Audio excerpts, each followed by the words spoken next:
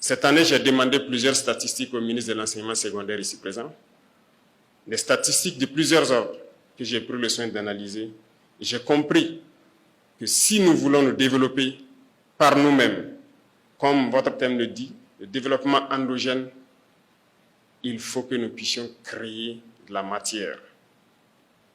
Qu'est-ce que je veux dire par là? Cette année, quand vous prenez les statistiques, nous avons beaucoup plus de pourcentage de bacs littéraires que de bacs scientifiques. Et là, nous avons un problème, un sérieux problème. Les baccalauréats littéraires sont bien, très bien, parce que nous ne pouvons pas comprendre le monde sans vous. Tous ceux qui parlent de géopolitique, qui font les analyses de la géopolitique mondiale et qui permettent aux citoyens de comprendre le monde, ce sont généralement ces baccalauréats scientifiques. Tous ceux qui étudient la société, ces baccalauréats littéraires sont tous ceux qui étudient la société, la sociologie, la philosophie. Nous en avons besoin pour que les jeunes puissent comprendre le monde, pour qu'on puisse comprendre notre société, pour qu'on puisse connaître notre histoire et tout ça. C'est très bien. Tous ceux qui disent le droit ont fait ces baccalauréats littéraires. Ce n'est pas qu'il n'y a pas d'emploi pour les baccalauréats littéraires. Mais ça ne doit pas être plus que le baccalauréat scientifique. Pourquoi je le dis? Le monde des sciences, c'est la réalité des faits. Qu'est-ce que vous faites aujourd'hui sans la science? D'abord, pour être en bonne santé ici, nous avons tous besoin de médecins.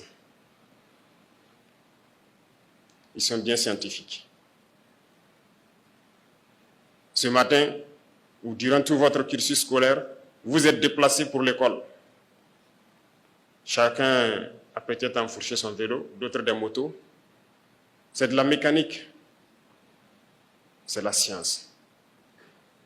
L'asphalte, le goudron sur lequel nous roulons, c'est la science. Les belles rues que nous voyons par-ci, par-là, c'est le génie civil, c'est la science. Tout le monde mange. Pour cultiver, vous avez besoin d'être scientifique, puisque l'engrais chimique que vous mettez sous vos plants, c'est de la chimie. Pour transformer nos matières premières, nous avons besoin de connaître la chimie, la physique et même la mécanique. Nous voulons nous industrialiser, ce sont les machines. Au quotidien, nous vivons donc avec le besoin de mentalité scientifique. Le textile que nous portons aujourd'hui, certes, le façon d'Anfani est en belle promotion, mais beaucoup d'entre vous ont porté des habits importés, tissés ailleurs par des machines fabriquées par des scientifiques. Les chaises sur lesquelles vous êtes assis sûrement sont importées, fabriquées par des gens qui ont développé la science. C'est pour vous dire que nous avons besoin de gens qui produisent. Si nous voulons nous développer, nous ne pouvons pas continuer à être des éternels consommateurs. Alors, comment faire pour que les jeunes s'intéressent à la science? Je me tourne d'abord vers vous, enseignants, qui devraient aussi changer peut-être certaines choses dans la forme d'éduquer les enfants, surtout au primaire, pour qu'ils s'intéressent aux matières scientifiques, telles que les mathématiques en général, les sciences physiques. Trouver les méthodes, les moyens pour que chaque élève puisse comprendre et aimer. Il ne faudrait pas qu'à partir du calcul mental, que les élèves commencent à détester les mathématiques. Vous devez trouver la formule pour que chacun aime les sciences. Bien sûr, ça fait rire, mais c'est la réalité.